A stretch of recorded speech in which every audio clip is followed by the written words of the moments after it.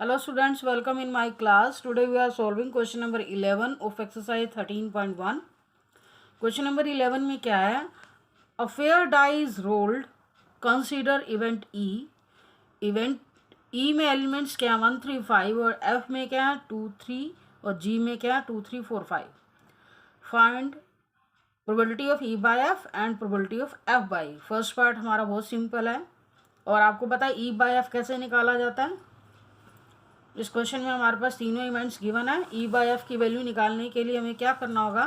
First part में आपको E F G E by F निकालना है और हमें पता है ई बाय एफ का फॉर्मूला क्या होता है? ई intersection F and probability of F. फिर एफ बाई ई निकालना है. एफ बाई ई में भी आपका फॉर्मूला क्या होगा? ई इंटरसेक्शन एफ और प्रोबेबिलिटी ऑफ ई. तो हमें क्या इतना तो आइडिया हो चुका है, जब ई बाय एफ निकालते हैं तो इनके इंटरसेक्शन की प्रोबेबिलिटी चाहिए होती है. तो हमें इनके इंटरसेक्शन की पहले एलिमेंट्स निकाल लेते हैं. ई एलिमेंट क्या है? ई के एलिमेंट 1 3 5 और एफ के क्या है 2 3. ई इंटरसेक्शन एफ क्या आएगा? उनमें कॉमन एलिमेंट क्या है 3. ई इंटरसेक्शन एफ की वैल्यू भी निकाल लेते हैं. ऐसे ही आपको अदर पार्ट्स में ई बाय जी में भी क्या होगा? ई इंटरसेक्शन जी चाहिए. और तो ऐसे जी बाई ई में भी ई इंटरसेक्शन जी चाहिए. तो मैंने साथ साथ पहले ही इनके इंटरसेक्शन की वैल्यूज निकालनी है. सेकंड पार्ट के लिए भी ई इंटरसेक्शन जी में क्या क्या आएगा? 3 और 5 कॉमन एलिमेंट है. ऐसे ही हमें एफ इंटरसेक्शन जी की भी अदर पार्ट के लिए वैल्यू चाहिए होगी, वो भी हम निकाल लेते हैं. मतलब तीनों के आपस में इंटरसेक्शन हमें चाहिए, वो निकाल लिया हमने. एफ इंटरसेक्शन जी में कॉमन एलिमेंट क्या है? 2 और 3. ये तीनों हमें इंटरसेक्शन चाहिए. आप साथ साथ भी निकाल सकते हो, मैंने पहले ही निकाल लिए हैं. जैसे जैसे आपको लगे हमें ज़रूरत है आप निकालने की, तब भी निकाल सकते हो. तो पहले हमें क्या निकालना है? ई by F. E by F का मतलब ई इंटरसेक्शन है. ई इंटरसेक्शन के एलिमेंट कितने? 1. और आपको पता है इस क्वेश्चन में क्या है? सिंगल डाई को रोल किया गया. तो हमें पता है एक सिंगल डाई को रोल करने पर टोटल आउटकम कितने आएंगे? 6. तो ई इंटरसेक्शन एफ में कितने एलिमेंट हैं? 1. तो इसकी प्रोबेबिलिटी क्या आएगी? 1/6. ऐसे ही प्रोबेबिलिटी ऑफ एफ चाहिए ना यहाँ पर. तो एफ में कितने एलिमेंट हैं? 2 एलिमेंट है, तो 2/6 हो गया. तो ई बाय एफ की वैल्यू निकालोगे, probability of E intersection F over में probability of F 1/6 over 1/3 divide किया. हमारे पास आंसर कितना आया? सिंप्लीफाई करके 1/2 आया. ऐसे ही एफ बाई ई की वैल्यू क्या आएगी? एफ बाई ई में न्यूमिनेटर में तो इंटरसेक्शन ही आएगा, डिनोमिनेटर में ई आ जाएगा. ई इंटरसेक्शन एफ की वैल्यू 1/6 है और ई की वैल्यू कितनी है हमारे पास? 1/2. प्रोबेबिलिटी ऑफ ई. इसके एलिमेंट कितने हैं? 3/6 1/2. तो इसे भी सिंप्लीफाई किया, हमारे पास आ गया आंसर. सेकंड पार्ट में आपको निकालना है probability of E by G. E by G में probability of E intersection G, by में probability of G. E intersection G कितने एलिमेंट है? 2/6. और जी में कितने एलिमेंट है? 4 एलिमेंट है, 4/6. सिंप्लीफाई किया 1/2 आया. ऐसे जी बाई ई में न्यूमिनेटर में तो ई इंटरसेक्शन जी आएगा, डिनोमिनेटर में probability of E. Very simple है, क्वेश्चन आप खुद ही कर सकते हो. ऐसे ही इसका थर्ड पार्ट आया. थर्ड पार्ट थोड़ा सा इसका टिपिकल है, थोड़ा सा लेंथी है, सोचने वाला है. उसको अच्छे से समझना, क्योंकि जो हमने फर्स्ट सेकंड पार्ट किए वो इजी थे बिल्कुल ही. जो हमने स्टार्टिंग के क्वेश्चन किए उस पर बेस्ड थे. द थर्ड पार्ट है, इसके लिए मैंने दोबारा से एलिमेंट लिखे हैं. ई एफ जी तीनों की वैल्यू निकाली है, लिखी है हमने. ई के एलिमेंट 1 3 5, एफ के 2 3 और जी के वही क्वेश्चन है. लेकिन आपको इसमें वैल्यू जो निकालनी है वो चेंज है. हमें यहाँ पर वैल्यू निकालनी है probability of E intersection F by में जी. एंड सेकंड पार्ट आपको निकालना ई इंटरसेक्शन एफ बाय में जी. फर्स्ट पार्ट में सॉरी निकालना ई यूनियन एफ बाय में जी और सेकंड में ई इंटरसेक्शन एफ बाय में जी. तो पहले हम थर्ड पार्ट के फर्स्ट पार्ट को सॉल्व करते हैं. इसमें हमें क्या निकालना है? ई यूनियन जी. तो पहले मैं आपको बताऊं ई यूनियन एफ की वैल्यू निकालने का फॉर्मूला क्या होता है? Probability of E plus probability of F minus probability of E intersection F. ये तो आपको पता ही है. अब आप देखो इसके डिवाइड में ना जी है, तो इसी यूनियन के नीचे आप जी से डिवाइड कर दो. तो मैंने क्या किया, पहले ई यूनियन एफ की वैल्यू निकाली. Probability of E plus probability of F minus probability of E intersection F. ये हमें पता है, ऊपर लिख दिया, वी नो दैट. अब इसी को ही आप जी से डिवाइड करो, जो आपने टर्म लिखी है ओनली इसके नीचे जी लिखो, तो जैसे राइट साइड में भी ईच टर्म के नीचे जी आ जाएगा। अब आपको पता है कि इसकी ई बाय जी आप कैसे निकालते हो, E intersection G, probability of E by G कैसे निकालते हो, प्रोबेबिलिटी ऑफ ई दोनों का इंटरसेक्शन वाई में प्रोबेबिलिटी ऑफ जी। ऐसे एफ बाय जी कैसे आएगा, probability of F intersection G by में प्रोबेबिलिटी ऑफ जी, माइनस अब E intersection F by G, इसकी वैल्यू क्या आएगी, जैसे आपने इन दोनों का इंटरसेक्शन करते हो तो वैसे ही आप क्या करोगे, इन दोनों का इंटरसेक्शन करोगे। That means probability of E intersection F intersection G by में प्रोबेबिलिटी ऑफ जी, मतलब इसको आप एक सेट में अज्यूम करके चलो। एफ और जी का जैसे कॉम्बिनेशन कर रहे हो ऐसे ही इसको एक सिंगल एलिमेंट लेके चलो, इसको इसके साथ इंटरसेक्शन करोगे बाय में प्रोबेबिलिटी ऑफ जी। अब हमें क्या करना है, ये हमने फॉर्मूला राइट कर दिया, इसकी वैल्यू हमें पुट करनी है। ई इंटरसेक्शन जी की वैल्यू हमने पहले ही निकाल दी है। ई इंटरसेक्शन जी क्या हमारे पास 2/6 है, ये हमने पहले ही निकाल दिया। देखो ई इंटरसेक्शन जी की वैल्यू, ये सारी वैल्यूज हमने पहले निकाल चुके हैं। ई इंटरसेक्शन 2/6 आएगा, एफ इंटरसेक्शन जी ये भी 2/6 आएगा, ई इंटरसेक्शन एफ 1/6 आएगा। ये सारी वैल्यूज आपकी यूटिलाइज होंगी। Probability of E intersection G 2/6, probability of G 4/6, क्योंकि इसमें 4 एलिमेंट थे। ऐसे ही एफ इंटरसेक्शन जी में 2 एलिमेंट थे, 2/6 4/6। अब ई इंटरसेक्शन एफ इंटरसेक्शन जी, इन तीनों सेट में हमारे पास तीनों सेट हैं, ये देखो तीनों में तीनों का इंटरसेक्शन में कॉमन एलिमेंट क्या है, ओनली 3। तो ई इंटरसेक्शन एफ इंटरसेक्शन जी क्या आएगा 3। तो ई इंटरसेक्शन एफ की इसकी प्रोबेबिलिटी क्या आएगी 1/6 और जी की प्रोबेबिलिटी तो 4/6 ही है। और नेक्स्ट स्टेप हमारा क्या, फ्रैक्शन बाय फ्रैक्शन सिंप्लीफाई करना है। 2/6 into 6/4 plus 2/6 into 6/4 minus 1/6 into 6/4, 2/4 minus 1/4, 1/2 1/2 minus 1/4, 1 minus 1/4, 4 is the LCM, 4 minus 1 3/4। तो ये क्वेश्चन हमारा थर्ड पार्ट का एक पार्ट कंप्लीट हुआ है।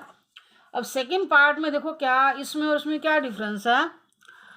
इसमें आपको यूनियन निकालना था, ये ध्यान रखना, probability of E union F by में जी। जो इसका सेकेंड पार्ट आपको सोल्व करना है उसमें इंटरसेक्शन निकालना, आपको क्या निकालना, ई इंटरसेक्शन एफ। तो इसमें तो आपको क्या करना होगा, ई इंटरसेक्शन एफ, इसमें हम ए बाय बी, इसको डायरेक्ट लो क्योंकि इसकी वैल्यू है हमारे पास, ए बाय बी जैसे आप निकालते हो उसी फॉर्मेट से इसको निकालोगे। इसको हम ए बाय बी के मेथड से नहीं निकाल सकते थे क्योंकि हमारे पास जब आप इसका ए बाय बी करते, probability of E union F by में जी, इसका ए बाय बी करते तो आपको क्या करना पड़ता, probability of A union F intersection G by में प्रोबेबिलिटी ऑफ जी, जबकि इसकी वैल्यू नहीं है हमारे पास। लेकिन यहाँ पर हम ये फॉर्मूला अप्लाई कर सकते हैं, probability of E intersection F intersection G over probability of G, क्योंकि तीनों का इंटरसेक्शन है हमारे पास 1/6 बाय में 4/6। इसको डिवाइड किया, हमारा क्वेश्चन सॉल्व हो गया। नेक्स्ट क्वेश्चन पे आते हैं, 12th क्वेश्चन पे। 12th क्वेश्चन में क्या बोला गया है, assume that each born child is equally likely to be a boy or a girl if a family has 2 children। कहता है each born child, मतलब born child को equally likely किया गया, चाहे वो बॉय है या गर्ल है, और एक फैमिली के पास 2 चिल्ड्रन है। What is the conditional probability that both are girls given that the youngest is a girl at least one is a girl. देखो यहाँ आपको कंडीशनल प्रोबेबिलिटी निकालनी है, बोथ आर गर्ल। एक इवेंट तो आपका इसके लिए होगा और गिवन दैट ये होगी कंडीशन होगी। तो यहाँ पर आपके पास 2 कंडीशन है, तो इस कंडीशन के लिए आपको सेकेंड इवेंट लेना होगा। फर्स्ट पार्ट में आपकी अलग कंडीशन गिवन है और सेकेंड पार्ट में आपकी अलग कंडीशन गिवन है। जो गिवन दैट बाद में लिखा जाता है ये आपकी गिवन कंडीशन होगी। तो सबसे पहले तो हमें सैम्पल स्पेस बनाने की जरूरत है। तो 2 चिल्ड्रन के बेस पे हम क्या बनाएंगे, इसका सैम्पल स्पेस बनाएंगे। तो सैम्पल स्पेस में क्या हो सकता है, या तो दोनों गर्ल हो सकती हैं, G1 G2, मतलब पहला बच्चा गर्ल दूसरा बच्चा भी गर्ल। तो सीक्वेंस के हिसाब से हमने G1 G2 लिखा है। ऐसे हो सकता है दोनों बॉयज़ भी हो सकते हैं, ऐसा भी हो सकता है पहली गर्ल हो दूसरा बॉय हो, G1 B2, या ऐसा हो सकता है पहला बॉय हो दूसरी गर्ल हो, B1 G2। अब ए इवेंट लेना, बोथ आर द गर्ल। आपको निकालनी है what is the condition of probability that both are girl. तो हमने उसके लिए ए इवेंट सपोज किया है, let A be the event both are girls. तो both are girl it means event A के एलिमेंट क्या होंगे, दोनों ही गर्ल्स हो, ये G1 G2।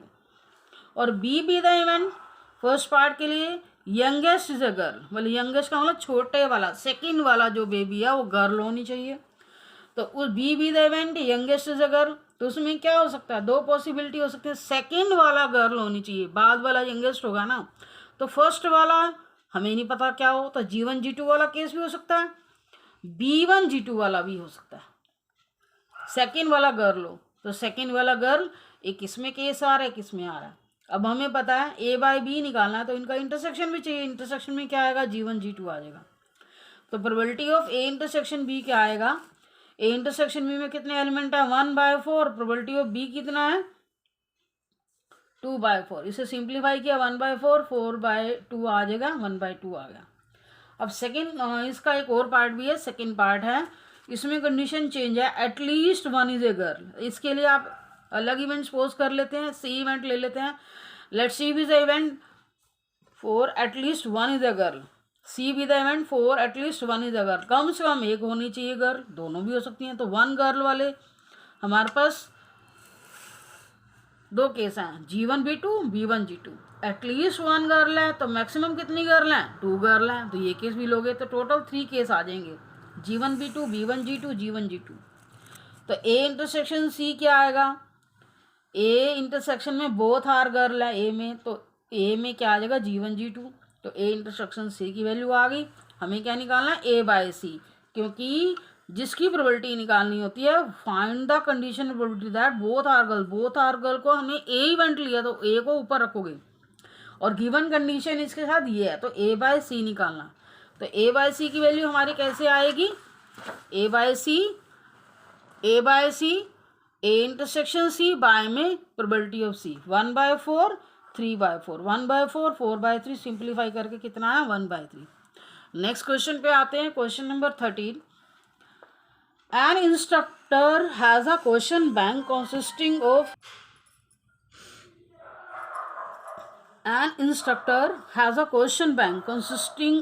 300 300 easy true false questions, 200 difficult true false questions, 500 easy multiple choice question, 400 difficult multiple choice question. If a question is selected at random from the question bank, what is the probability that it will be an easy question? अब देखो यहाँ से question हमारा main शुरू होता है, what is the probability that it is an easy question. तो एक इवेंट आपका ये होगा, and given that it will be a multiple choice question. तो ये आपका गिवन वाला सेकेंड इवेंट होगा। तो सबसे पहले हमारे पास गिवन मटेरियल क्या वो कलेक्ट कर लेते हैं। इसको अच्छे से आपने स्टेटमेंट को रीड करना है। तो हमारे पास कैसी कैटेगरी बनेगी, क्वेश्चन कैसे, हमारे पास इजी ट्रू फॉल्स हैं और डिफ़िकल्ट ट्रू फॉल्स हैं, फिर इजी मल्टीपल चॉइस हैं और 400 डिफ़िकल्ट मल्टीपल चॉइस हैं। देखो एक इजी डिफ़िकल्ट क्लासिफिकेशन आ रहा है, एक ट्रू फॉल्स और मल्टीपल चॉइस आ रहा है। तो इसको आप कैसे डिवाइड करोगे, इसके आप थोड़ा ऐसे कॉलम वाइज बना लो जिससे आपकी कैटेगरी सही बने। ऐसे लिख लो, इजी डिफ़िकल्ट ऊपर लिख लो, और इधर हम लिख लेते हैं ट्रू फॉल्स और मल्टीपल चॉइस। क्वेश्चन कैसे हैं, ट्रू फॉल्स वाले हैं और मल्टीपल चॉइस वाले हैं। अब वैल्यू पुट करेंगे, क्या लिखा हुआ है फर्स्ट लाइन में, 300 इजी ट्रू फॉल्स है, तो 300 easy true false and 200 difficult true false. 200 difficult मैंने यहाँ लिखा, वो ट्रू फॉल्स के सामने लिख दोगे। इसके बाद 500 easy multiple, 500 easy multiple and 400 difficult multiple, 400 difficult multiple choice question. यही हमें गिवन थी वैल्यू।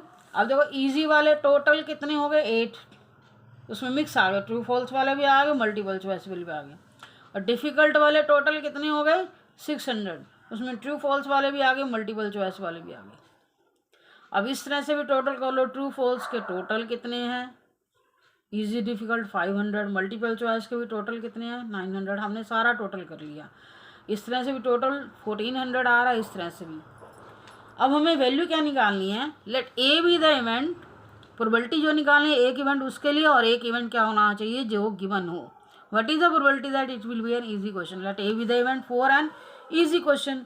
तो इजी क्वेश्चन हमारे पास टोटल कितने हैं, उसमें इजी क्वेश्चन बोला है, तो इजी क्वेश्चन में ऐसा कुछ नहीं बोला गया कि मल्टीपल चॉइस है या ट्रू फॉल्स है, तो इजी में आपके सारे आ जाएंगे।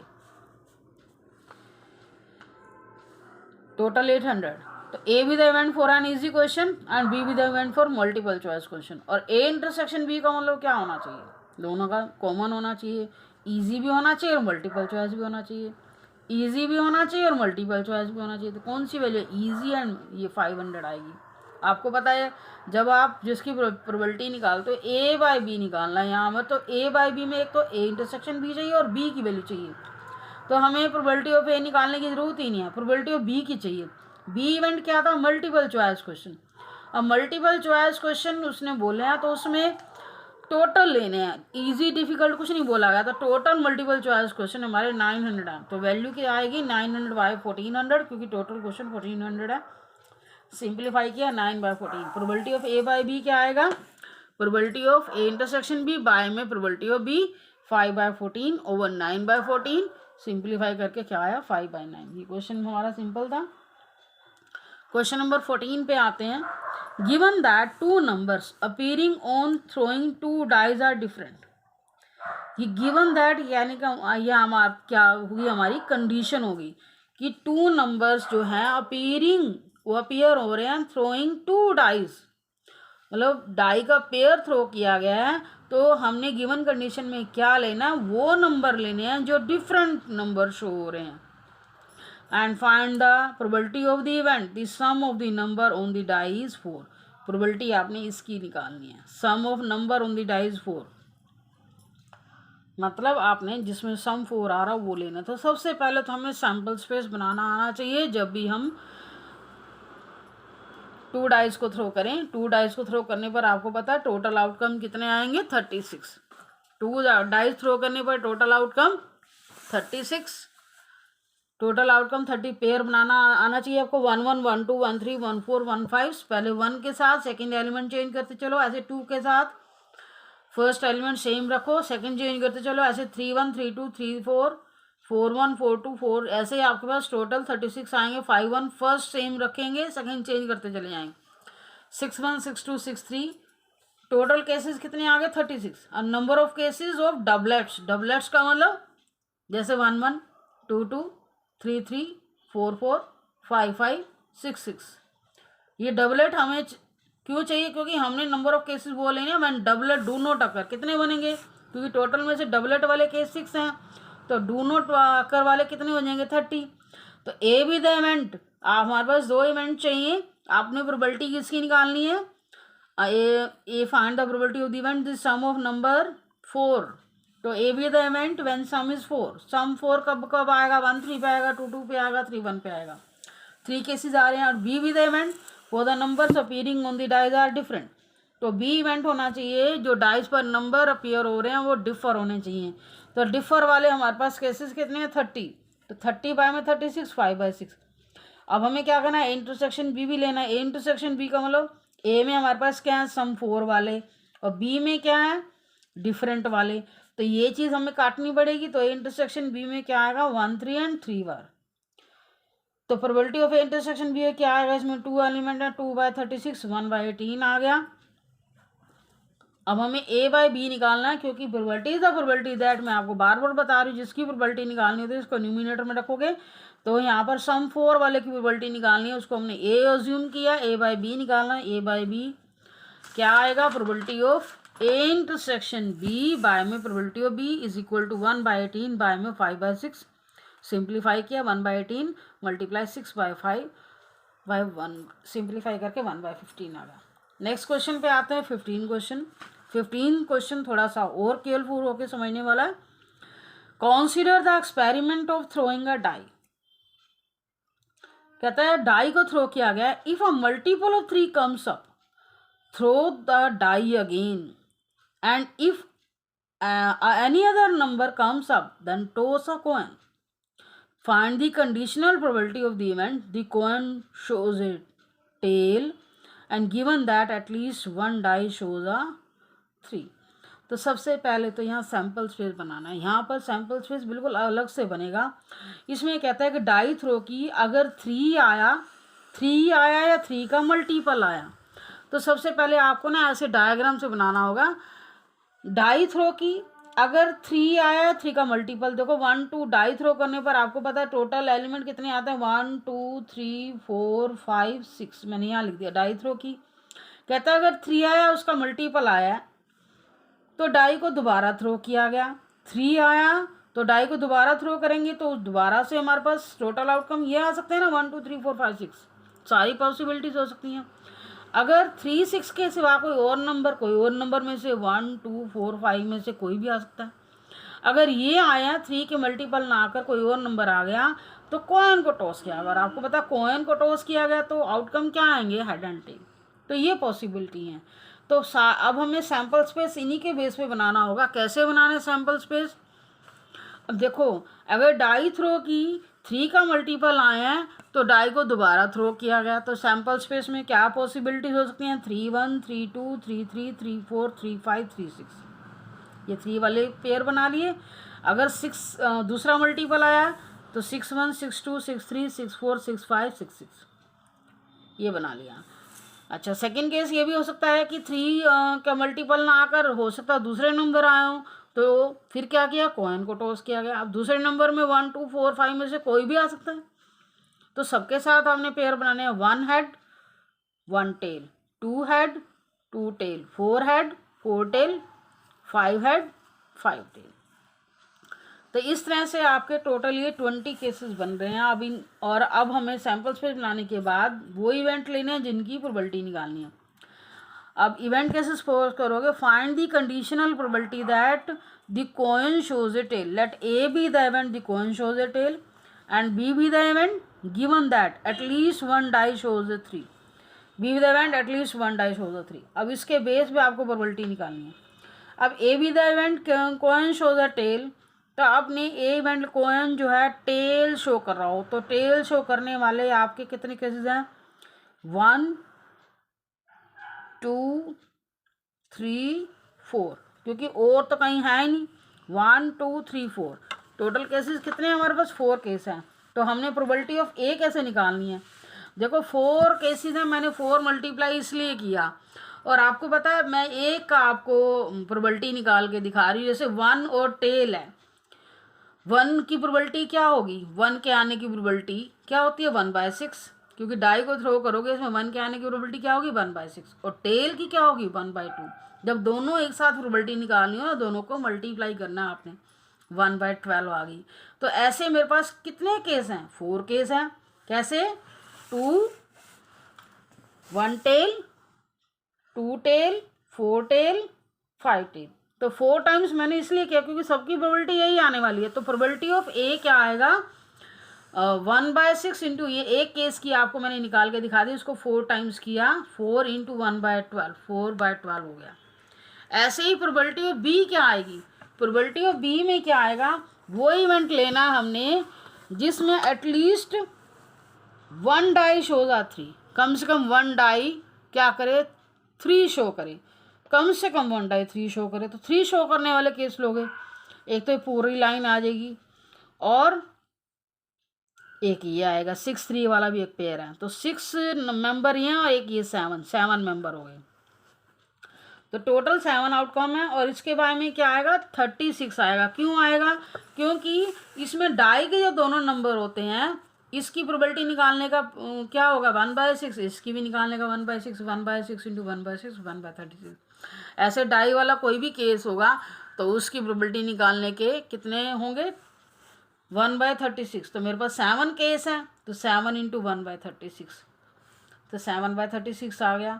अब यहाँ पर प्रोबेबिलिटी आपने ऐसे नहीं निकालनी, इसके सैम्पल स्पेस में 20 केस हैं तो 7 ऐसे नहीं करना है। यहाँ अलग अलग केस हैं। देखो 1 और h की प्रोबेबिलिटी, 1 का फॉर्मूला 1/6 और h का क्या होगा वो हेड वाले फॉर्मूले से निकालोगे, फिर दोनों की मल्टीप्लाई करोगी। ऐसे ही इनकी प्रोबेबिलिटी दोनों की सेपरेट सेपरेट निकाल करके दोनों की मल्टीप्लाई करो। तो इस तरह से मेरे 7 केस बन रहे हैं। एक केस की 1/36 है तो 7 केसेस की क्या आएगी 7 इंटू 1/36। तो बी इवेंट की प्रोबेबिलिटी 7/36 आई। तो ये क्वेश्चन थोड़ा सा अलग से ही है।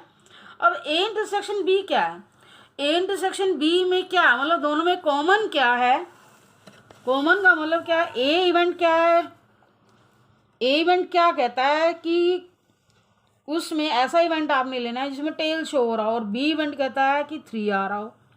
देखो आप देखो यहाँ पर 3 तो टेल के साथ कोई कॉम्बिनेशन ही नहीं आया, क्योंकि जब 3 तब 3 और जब 6 आया तो हमने डाई को दोबारा थ्रो किया। हेड और टेल का कॉम्बिनेशन तो 3 से अदर जो नंबर है उसके साथ है। दैट मीन्स ए और बी में कोई कॉमन एलिमेंट नहीं है। ए इंटरसेक्शन बी क्या आएगा 5 आएगा। तो probability of A intersection B क्या है 0। तो ए बाय बी की वैल्यू क्या आएगी probability of A intersection B by में प्रोबेबिलिटी ऑफ बी कितना आएगा 0 बाय समथिंग 0 ही आएगा। अब क्वेश्चन नंबर 16 पे आते हैं। ऑप्शनल क्वेश्चन है आपका। Probability of A is equal to 1/2 है, प्रोबेबिलिटी ऑफ बी कितना है 0, और आपको निकालना क्या A by B, A intersection B by में probability of B. A intersection B हमें पता नहीं है, बी की वैल्यू 0 है, तो something upon 0 is not defined. Very simple question था। 17 क्वेश्चन पे आते हैं। 17 क्वेश्चन में आपको गिवन क्या है, probability of A by B is equal to probability of B by. तो आप इसका फॉर्मूला लिखो क्या आएगा ए इंटरसेक्शन बी बाय में प्रोबेबिलिटी ऑफ बी। इसका फॉर्मूला लिखोगे क्या आएगा probability of A intersection B by में प्रोबेबिलिटी ऑफ ए। अब ये वैल्यू आपकी कैंसिल हो जाएगी ना, ये इससे कैंसिल होगी, क्या आएगा 1 by probability of B is equal to 1 by probability of A. इसको आप रिवर्स करो, probability of B is equal to probability of A. तो इसमें आपका कौन सा ऑप्शन डी ऑप्शन आ रहा है, ऑप्शन डी इज राइट। तो हमारी एक्सरसाइज कंप्लीट हो चुकी है। Thank you for watching video.